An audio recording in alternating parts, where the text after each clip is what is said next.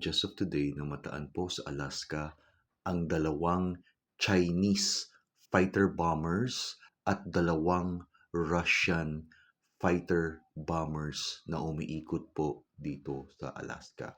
Nakaka-alarming po ito kasi ang mga bombers po, they are capable ho na maglagay po ng mga nuclear warheads. Ang nakababahala rin ho is ang US-Philippine Defense Treaty na ibig po sabihin ano pong pag-atake po sa dalawang bansang ito, either Philippines or either USA, one country is obligated na mag-response.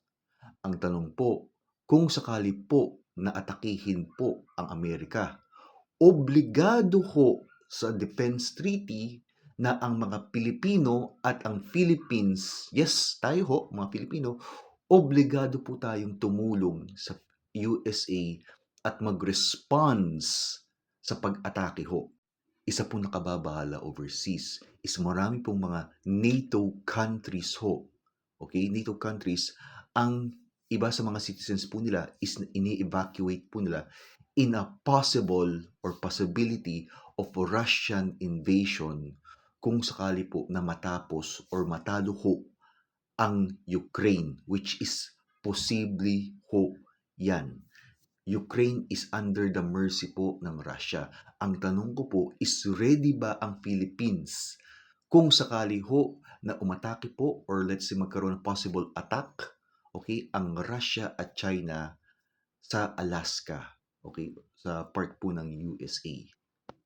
Or again, should we use Tatay Duterte or former President Rodrigo Roa Duterte's diplomatic approach, diplomacy, peace talk?